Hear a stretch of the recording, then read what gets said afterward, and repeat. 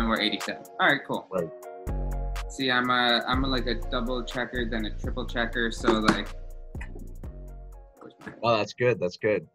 all right, bro. So to basically start off, can you just like give your socials, like where they can find your music and where they can find you on Twitter, Instagram, Facebook, wherever?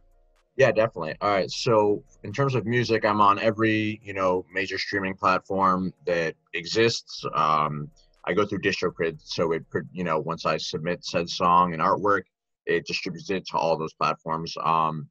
And for my socials, it is just my full name, at JAKOB, Jakob Leichtman, Leichtman, Yeah. all connected, no spaces, nothing like that. Kept it simple. That's my real name and my artist name. Um, I was watching a Kendrick interview one time, and he's like, I use my real name just because, that's who I am. That's what it is. It's coming from me. I'm not hiding behind a persona or anything. So that resonated with me. I'm like, you know what? I feel that. I'm not going to create something I'm not. So use my Your real name, so they're yeah. changing it. Yeah. Because, that they're my words. So I might as well, word is bond. I'm saying it. Might as well back it up, Yeah, no, exactly. So before we actually get into things, you were talking about you have DistroKid. Yeah. So for the people, I know about it, but for the people that don't, could you explain that a little?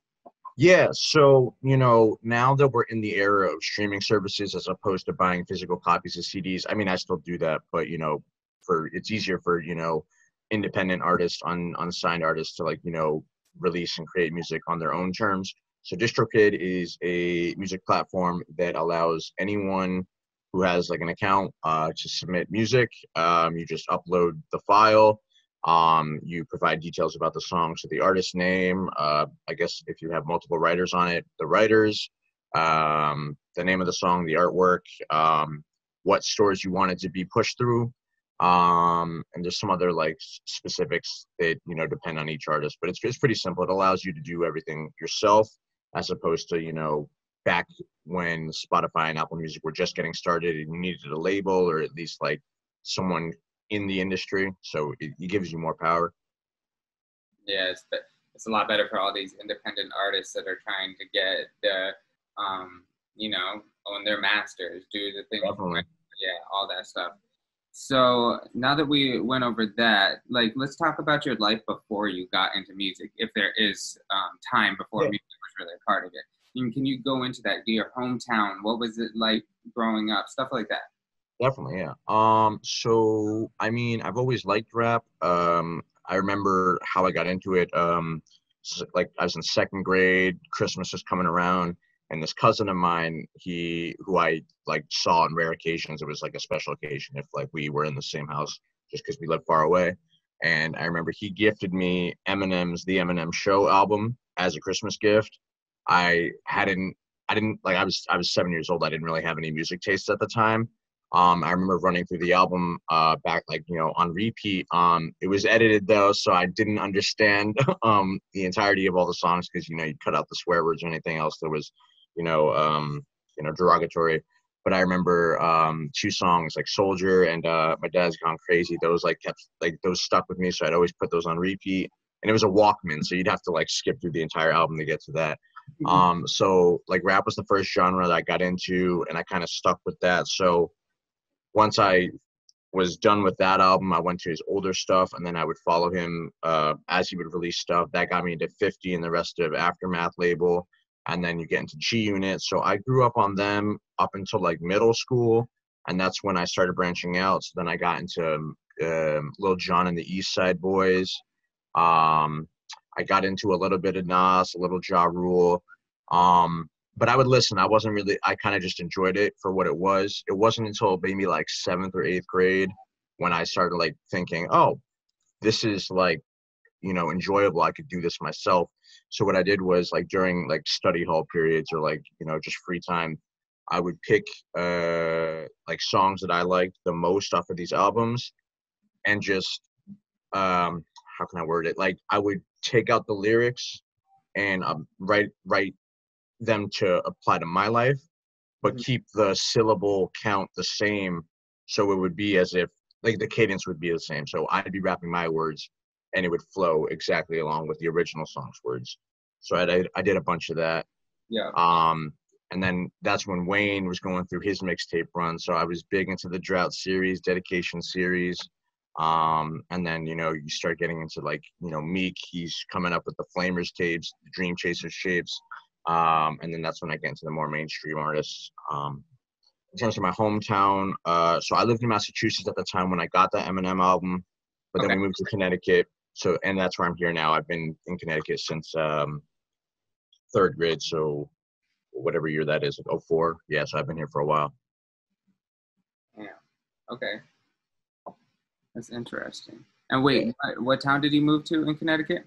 Madison. So I'm on the shoreline, like 20 minutes out of New Haven, take I-95. Okay. Yeah, it's pretty like a touristy suburb, you know, vacation spot town. You can like kind of guess the type of demographic you got, the shops they got, the food they got, you know. Yeah. Its diversity has increased since I've like quote unquote left for school and all my, you know, excursions. But Yeah. at the end of the day, it's still like a beach town, you know. Makes sense. Okay, Yeah. so like when you started making music, what was your like friends' initial reaction? Did they like it? Did they not? Were they supportive? Where were their minds at? When it came to like just changing the lyrics, not releasing anything of my own, they're like, oh, like this is they were like impressed, surprised, you know, the fact that I was able to do it. And then like I would, you know, rap for them in class and all that. I'm like, oh, this is pretty cool, you know. But both of us like knew it was just like a classroom thing, like it stayed in the notebook, nothing was gonna come of it. It wasn't until my freshman year at Northeastern, I was undeclared at the time, and so I was taking like an undeclared class. So by the end of the semester, your goal was to either know what you wanted to declare or physically declare a major. And so we had like a PowerPoint presentation, and like I'm not big on like standing in front of the room and just like talking at you. I don't like it being a listener watching someone doing that, and I don't like being someone doing that to other people. Okay. So our professor's like, yo, you can be like creative with it, however you want to get like the entirety of your experience of this class. As long as you can articulate that in some sort of medium, it's fine by me. Just like I have to approve it. So I remixed Big Sean and Janae Aiko's "I Know" off of Dark Sky Paradise, Hmm. and I just Great went album, through. by the way. Great album. Yeah, great album. Um, that's how I was able to articulate, you know, the story before Northeastern, where I was like where my mind was in terms of declaring a major, and then what I wanted to do with the rest of my time at Northeastern. So yeah, I recorded it off of like my Apple headphones and voice memos, and then I'm not like an engineer. I just like I provide the vocals, so I had to have someone else like mix it and all that. And then I just sat there, played the song. Everyone, because no one, I didn't tell anyone I was doing this, just because I don't know, didn't really need to. Yeah. I played the song, and everyone's like, "Oh, this is like pretty good." And most of the people in the classroom, like they knew who Big Sean was, but they didn't like not just like as an average listener, not like a deep dive person, so they didn't know like every song went. So they're like, "What song is this?" So I'm like, "Oh, it's like this." And then so I played it for them, and they really enjoyed it. And then I actually inspired another kid in my class to also do a rap. He shouted me out in his song. He's like, "Oh, I wouldn't have done this if you didn't do this." I was like, "Oh, word, okay." And then after I did that, I posted it on SoundCloud. I got a decent amount of plays because like no one knew I'd actually make a song from it. So after that, I'm like, oh, I mean, if this is the reception off one song, let me just keep doing it. So the first two like tapes I've done were just remixes of other people's songs. It wasn't until 2016 where I did like all original stuff, and then since then, I've been doing like my own shit. Nice, bro. Yeah. So in 2018, I saw that you released your project Life in London, right? Yeah. So can you go through like the process of creating it? Yeah, so that was my second original project, and it's followed or before it came the Peruvian project. So all of these, every time I went abroad somewhere for like a significant amount of time, I'd Yeah. be there for 4 months. I would, get culturally integrated. I would, meet the people that I'm with, learn their cultures, like really integrate with them, and like it would impact me when I was coming home. So with London, before I declared what I declared, my first semester of college was in London. So I'd already been to London before for 4 months. Yeah. This project was while I was working in London for like an internship. That's what like Northeastern does. They have these co-ops where you can work domestic or abroad. And so you're getting like working experience as a student so that when you graduate, you already have like a lengthy resume. So I was working for a nonprofit political organization. So this had been my second time in London. I was familiar with where I was staying. I kind of like knew my way around. But I was getting more of like that work experience. And that's kind of like where I got the politics, international affairs aspect of life for me. So with Life of London, I was just like, I've been here before. I'm familiar with the territory, but a lot of people that I know who like haven't studied abroad, London, they know London from the movies or like in music, but they've never been there. So I'm just trying to set the scene, talking about like what I'm seeing, the food I'm eating, the accents I'm hearing, the people I'm seeing. So I just like, for people who don't have those opportunities, I'm trying to provide like a lens for them. Hence A Life in London. Nice. It's almost like an educational experience on the culture over in London, encapsulated project. But you said that was your second project, right? Yeah. So talk about the first one. Yeah, so the first one was after my first internship co-op. I was teaching in Peru. That was like that was my second time like going away for a significant period of time, but it was my first like working experience. Yeah. That was so when I was applying for jobs to leave for that spring, that was the only job that I got accepted to. So I was like, looks like I'm doing this. I didn't really have any expectations going into it. I like to keep an open mind when I'm going somewhere. I don't want to set the bar too high, because then if expectations don't meet that, I'm let down. But if I have the bar too low, it's kind of like insulting or like disrespecting whatever I'm going there for. It's like, well, I don't think it's going to be that good. So I don't feel comfortable doing that. So I just go in with an open mind. Luckily, I had someone from Northeastern a year older than me. She was with me. We didn't know each other before we met like there. Yeah. And prior to that job, I never dismissed teaching. I just didn't see myself as a teacher. But after spending 4 months there and seeing the impact I had on the kids, the people there thinking I was Peruvian because of the way I look, but not being Peruvian and not being able to speak Spanish, that was like some cultural differences I had to maneuver through myself. Yeah. And just being in South America for the first time in my life was it's something hard to grapple with. So I just figured I'd write about my experiences in there. People enjoyed the tape, and I was like, I was happy with it. I was like, I did it. I put my work, my time, my experiences into the music. And then after that, I'm like, I'm gonna keep doing this. And so I decided for every experience I do, like via my school. So the first one, I was teaching the Peruvian project. Second one, working in London, the London project. Third one, I went to Israel for a research assistant job I told you about. I was doing counterterrorism work, so that's insightful in Israel. And then I have some like, so those are like, I would consider those like my projects. And then I have those 2 collab projects with the guy from Norway. Those are just like a fun type, just like he produces all the beats. Let's see what we can cook up in the meantime. And then you said Norway? Yeah, he's from Larvik. He's like 4 years younger than me. He's really young, but he's been about the music for a while. So it's cool working with him because he has all his like Norwegian, European fan base that gets behind it, because he raps in English on the tracks, but he also like has his own music that he raps in Norwegian. So like I get all of his fans with the music that we create, and then he gets all of my fans from America from the music we create as well. So it's like a win-win.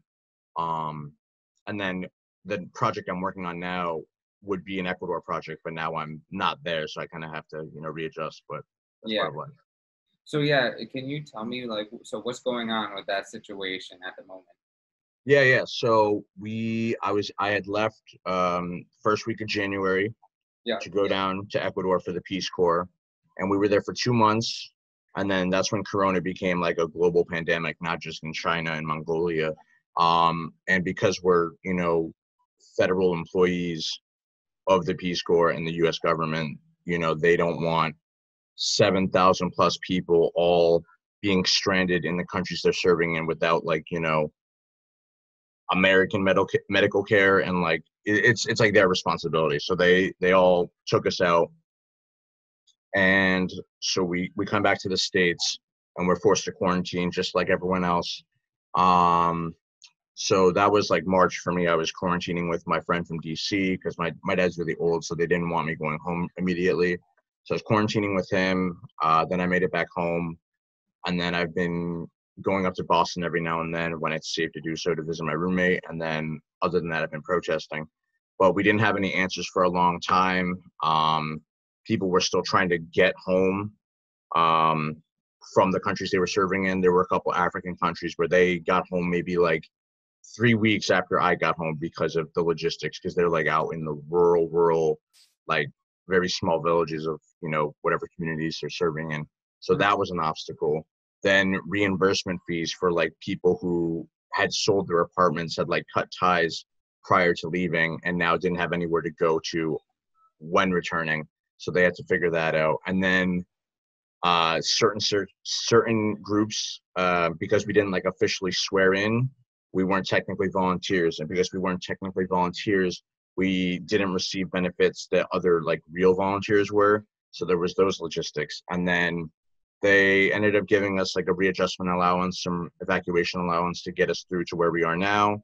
And then for my specific group, like, so you know that I'm going to graduate school. A couple other people from our group are. This other dude, he just gave up on the dream completely. He enlisted in the Navy. That's his new job now. Other people are kind of just like taking it as some downtime. But they recently reopened the like re-enrollment application online, so I filled that out. They're trying to have us back by next year. I still think it's a little early, but you know, I'll cross that bridge when it gets there. Yeah, I think especially with Corona right now, all we got to do is just see. Things aren't going to go back to normal anytime soon, but we really don't know exactly when. So, you know, it's just a waiting game until someone, you know, higher up tells us, like the CDC or Fauci just says, all right, this is what's going to happen from now on. Definitely. And for Peace Corps specifically, we have to go through like medical and legal clearance. So most of us are in the mindset that they wouldn't even send us out until we got a vaccine, but we can't do that until one's developed and it's proven to work. So whenever that happens, add like 2 to 3 months after that, and that's probably a more realistic timeline. And you'd be heading out, Yeah. Because exactly, if you don't have a vaccine, it's kind of just like, do we really want to send these guys out right now? No. And then they, and then you get it, and then like you said, you have the 2 or 3 months after that to just get the whole onboarding process going. Yep. Nice. Oh, so didn't recently, like a couple weeks ago, you released Boston Bounce with Just Juice? Yeah. So talk about creating that song. Yeah, so that's so far, and I say so far because like I got more stuff in the works, but so far right now, it's probably my favorite song to date. So this guy, Just Juice, I meet him through a guy who I studied with in London the first time I went to Northeastern. We come back from London. I go to his house in Massachusetts, like in the summertime. He just shows me around. He puts this song on. I don't know who Just Juice is at the time, but he has a song with Logic. It's called Lavish. I'm like, oh, this song is sick. And he tells me that he went to high school with them, and that Juice would be freestyling in the Natick hallways of whatever their high school is, Natick High School. And I'm like, so you know this dude? He's like, yeah, I've met him a couple times. He was a couple years older than me, but yeah, he would just always be freestyling in the hallways. So I'm like, all right, I'm going to start like following this guy's music. This is like 2015. Yeah. And then that, and then that fall, he's actually playing in Boston at the Middle East nightclub. Okay. It's in Boston. So I buy tickets. I go to see him, and I message him on Instagram. I'm like, hey, I know your boy so and so. He put me onto Lavish and the rest of your music. I'm gonna come to your show. So I go there. I get there early, hoping maybe I can meet him, and he's there. And we actually go to a bar right next to the place, and he buys me some shots before the show. We chop it up. I ask him about Natick, and like, you know, he was going to BU at the time. which is like our rival school. Yeah. So he's just like super genuine, super welcoming and all that. And then so he does his show, he plays lavish, everyone goes ape shit. And then, you know, we're hanging out after the show for a little bit and he's like, stay in contact, you know. So I add him on Snap, we're like messaging each other, you know, for years to come. And then I tell him that I'm rapping. And so he tells me his story of how he was able to get Logic on his song. And it's like he went to a Logic show, met him after the show, and he's like, and you know, Logic was willing to work with him, but during that time it wasn't right. He's like, you got like give me a couple of years, have you develop your sound, me develop mine, and we'll make it work essentially. And then that's basically what happened with me and him. When I went to his show, he's like, it's still early, you're just getting started, like we'll make it work, just give it some time. But he's never lost contact, we're always in touch, and then you know I was finally able to do it. So yeah, it's kind of like a full circle type deal. Yeah, I'd say that's also probably my personal favorite of what you've released to date. Yeah, it's a fun joint. Something that I was noticing with like all the videos that I was seeing and all the like the songs that I've seen you release, you're like a little A&R when it comes to your music. It's like you got the you know the right connections and you do everything right and professional. So it's like I feel like you nitpick the people to get on a song and make sure that it you know it should happen that way. Right. Yeah, I mean, I don't. I appreciate you saying that. I've never. I guess like what you're saying is true. I don't think about it while I'm doing it because it's just because I'm doing it. If that makes sense. Um, but yeah, yeah. I mean, yeah. I can't. That's all I got really. But yo, actually, a lot of this is actually thanks to you because of your breakthrough playlist. I was able to get in contact with other Connecticut artists. Really? Yeah, like Dave Phoenix from Hartford. No shit. Yeah. So we're trying to do a couple songs together. I've hit him up. I got some of his merch. Yeah, that playlist is super helpful, man. Oh, that see, that was the exact reason why I wanted to create it because it's like to be able to let everybody see like, oh, here's a guy from Hartford, here's a guy from New London, here's a guy from New Haven. Like it's just great. And then you know, there's people that are individually from like you know separate towns that aren't like you know the big three or the big four with Bridgeport too. So it's you know, Yeah. yeah, no, that's huge. I'm glad you were able to, you know, at least network through it. And that's the biggest thing is we want to create one big network so that if you see somebody, then you can say something. And, you know, even if you guys don't make something together, you can maybe point him in the right direction or someone gives a tip to the right person and it makes them flourish even more. It's like, that's all we want to do is make sure everybody can have a career development at the same rate and with the equal opportunity that everybody else has.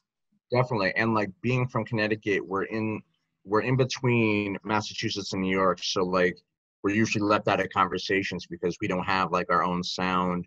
Like New York is, you know, a very distinct sound, at least back in the 90s. And now, of course, you know, with New York drill coming up on the scene. And then Boston, like you have Juice, but then you have Joyner Lucas out of Worcester, and like that. But when Totally. people when you hear people say Connecticut, the first and usually the only answer you get is Chris Webby, but he's like, you know, that was back in '09, early decade stuff. So it's like, you know, who's going to take that spot?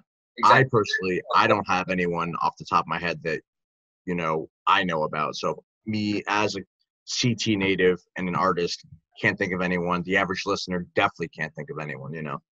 Yeah, I think that there are a lot of names that are like basically they're at the forefront of the state of the culture, but they are like at the brink of being at the like making Connecticut have that pop, like you're saying.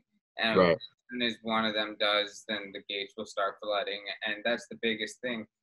Like when you have somebody like, for example, Snowsa getting the remix with Young Ma, that's just really big for the state and not like it's great for her. I'm so happy for her and it opens Yeah. up a lot for like younger generations to even just feel motivated like look, that's somebody from our state, that's somebody from our city that like Right. somebody who is really good and really big to shine light and come out and check out our culture and say yo, your culture is dope. Yeah, for real. Because I think that's all we need. All we need is the cameras on us. Then they'll see like, wow, the culture is dope over here. But there's just like, we don't have the reach yet. Some people do, but once the state does, then they will be like, oh, we like. I saw someone. I think it was Dom McLennan tweeted out like some of the best songwriters are in the state of Connecticut or something. I don't want to like quote him and it be along those lines, like that sentiment. I'm paraphrasing. He said something like that, but Yeah. it had a bunch of people that I was like, yeah, that's right. Those guys make really great structured songs. Like, the people that he was listening, I was like, that's very true. And it's like cool to see that somebody in such a high position is like big up in other people in our state. Definitely. Yeah, I was looking at the Head Honcho video, and who is that directed by? Chris Radigan. Yeah, dude. So he's like been in it for a while. I got put in contact with him through the guy who's featured on the song O'Shea. He's from the Bronx. But yeah, he used to do tours. Like he used to like shoot for Fetty Wap. He's met Nipsey and Snoop. He's filmed like their shows. I think he's got some footage of early Pop Smoke. He's like done a lot. When I was working on that song with O'Shea, he's like, we got to do a video to this. I'm like, word. The videographer I used to have, we're not in contact anymore. Do you have another person? He's like, yeah, check out this guy. He showed me a song of his that he did. I'm like, yo, this is more than all right. He works for me. I got no complaints. So I meet him in New York. We finished the song the night before. So I go to his studio. We finish the song. And then I go to my friends up in Brooklyn for like a different thing. I'm just spending the night there. Come back during the day. We shoot the video. We go all over the city for it. I meet his friends. I meet Radigan. We get it done. And then I end up going to a different friend's house after that for just haven't seen her in a minute. And he's super efficient. He gave me a timeline. He gave us multiple cuts to make sure everything was right. If anything we wanted to change, he could make it happen. And so we got a couple more videos in the work. It's tougher now with Corona going on, but yeah. This one of the songs I did before leaving Bank. That one was going to be like Praise the Lord, ASAP and Skepta. Yes. Yeah. Okay, so if you've seen the music video, it's like half shot in New York, half shot in London because Skepta's from London. Okay. So for Bank, we were going to do that same kind of structure because I was in Ecuador at the time. So I had a couple of videographers down there in my group. They just happened to be really good with the camera. So we were going to do like Quito for me, and then the guy who's featured on the song Righteous, he's in Boston. So we're going to do like a Quito Boston thing. So I have all the Quito footage I need. We just have to make it up to Boston. But now that I'm back in the country, we might as well we'll readjust. But yeah, so that's a video. I got some other ones I want planned. It's just tough because Radigan's based in Pennsylvania and he's kind of sticking over there. He's not trying to travel too much, which is understandable.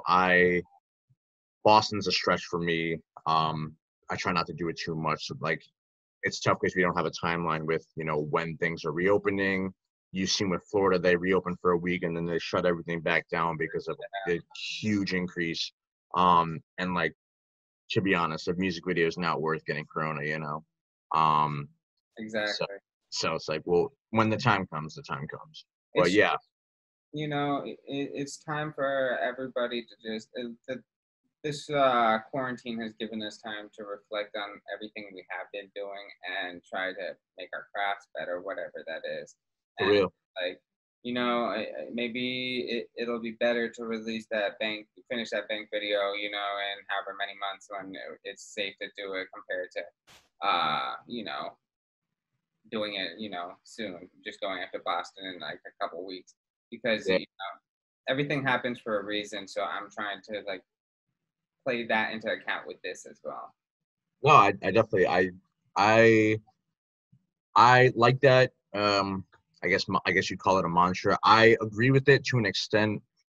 I've talked about that with other people before because I like it. It's not a bad thing. I just personally, I don't like it when it's used as an excuse, more as like a silver lining or like a positive version of that, which I guess you could argue is like picking and choosing.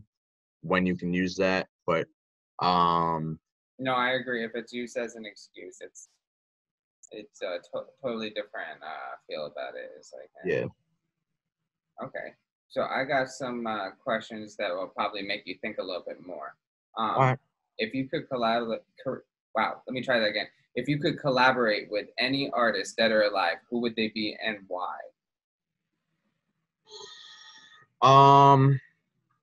So like my favorite artist is Drake, and obviously if you get Drake on your song, it's an instant hit. It's like, you know, you kind of made it. So that's like dream goal of all time. But honestly, I think I'd rather get someone who is more I'm gonna say hidden for the sake of the argument, but like just more, you know, peculiar about who they work with. So like a Frank Ocean collab or like Andre 3000, you know, they're very, you know, they pop out every couple of years. They'll do like a quick verse and then be, you know, go back into the shadows, you know. So I Yeah, think that would be something you know, more meaningful, more intense. Granted, it'd have to be the right song for the right purpose, the right vibes, right production. Like it'd have to really be like thought out. It couldn't be like a rush job, you know. A lot would have to go into it, and you'd have to present it in a way where, not that they couldn't say no, but it would be very hard for them to say no. They're like, you know what, you've laid everything out for me. I would literally just have to go, or they would have to go in the studio, do their thing, and be done. Have nothing else to do with it, like that sort of thing. It's different when like you're starting a song from scratch and you want someone on it, and you're like working together with it, because that takes your own time, that person's time, yeah, the engineer's time. So the way you go about it's different. But yeah, either one of them, I think that really be cool. And also depending on what the song would be about, you know. yeah. Nice. Well, those are three great names between Drake, Andre, and fucking Frank Ocean. Three legends already. So, Yeah. all right. So this next one, take a second to think about it. All But right. if you had the world's attention for 30 seconds, what would you say and why would you say it?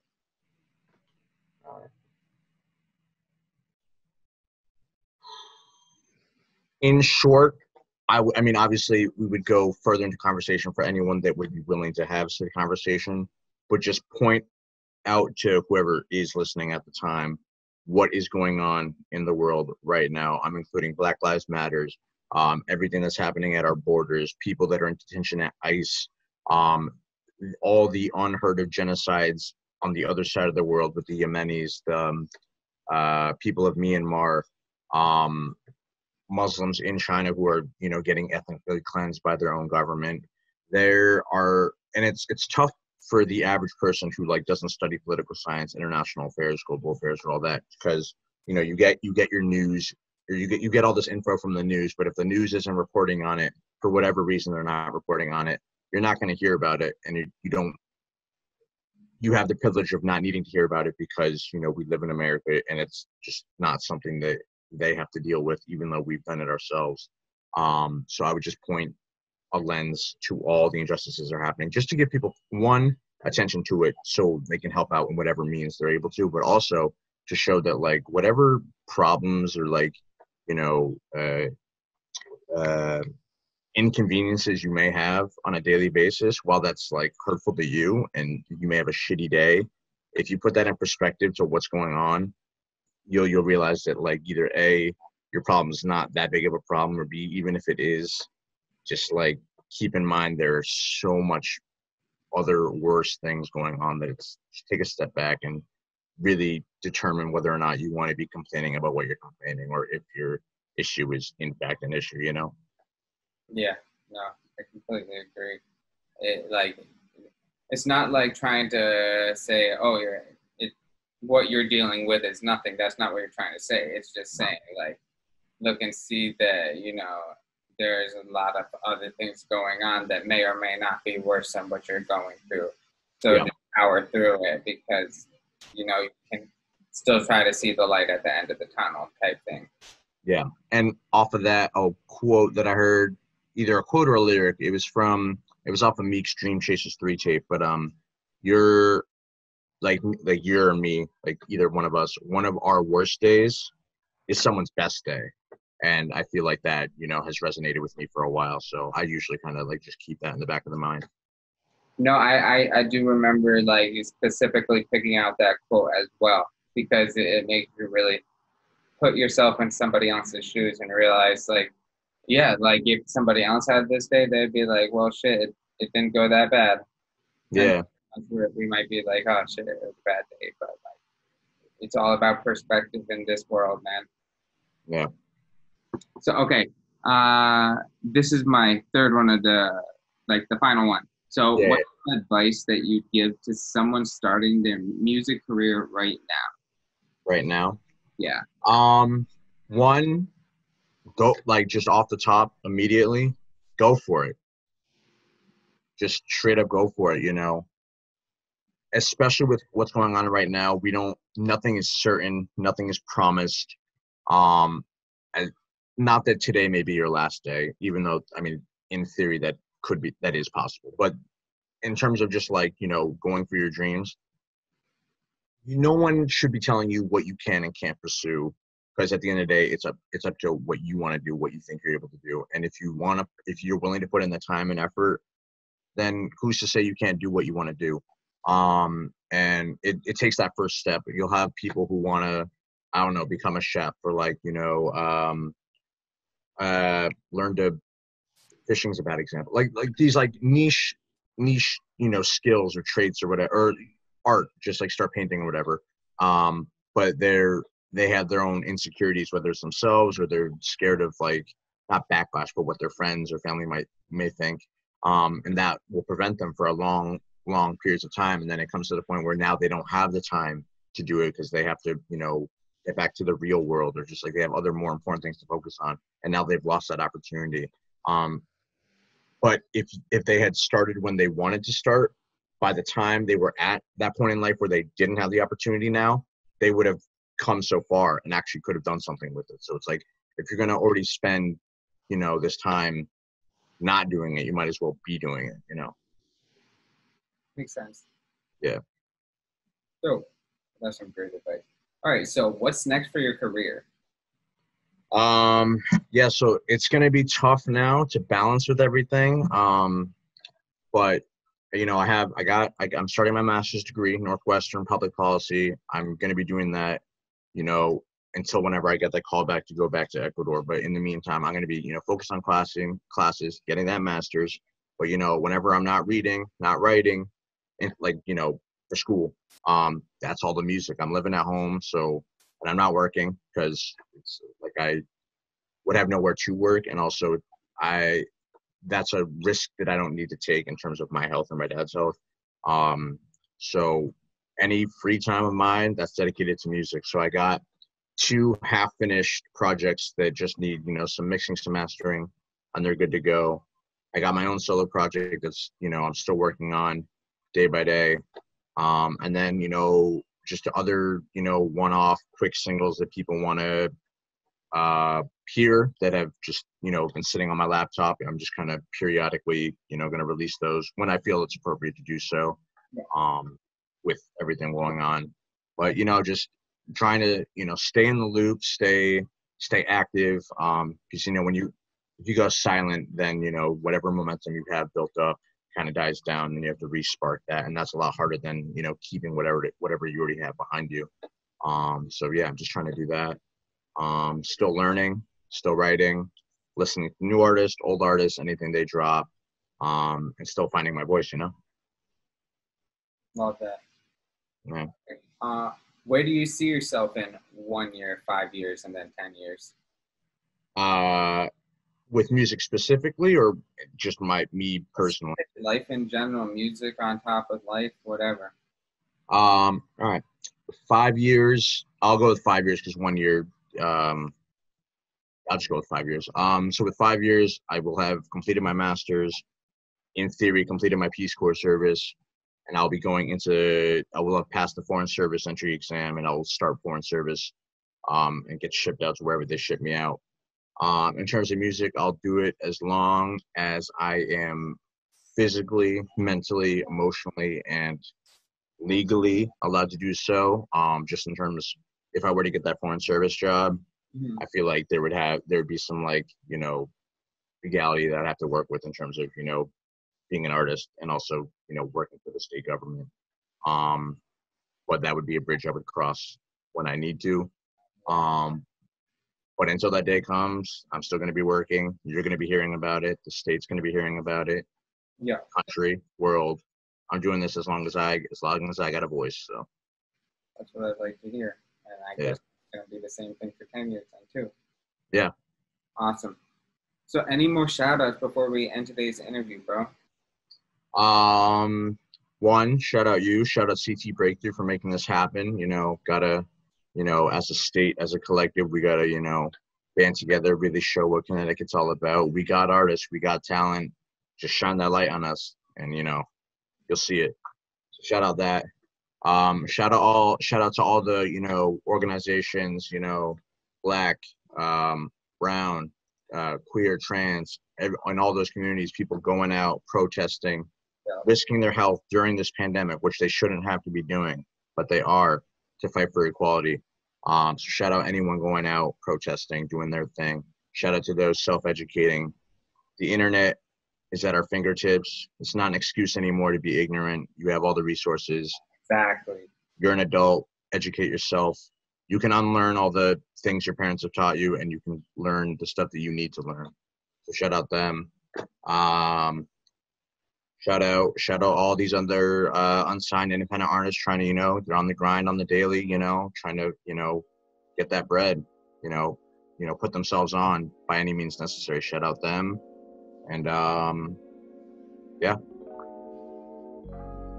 Awesome. Well, thank you, man. I appreciate you for coming on. This was great. Yo, I'm glad this finally happened. Yeah. Thanks for having me. Of course, bro. This has been a long time coming, so I'm glad. For real. Awesome. So this ends episode 87. Thank you guys for coming on. All right, man.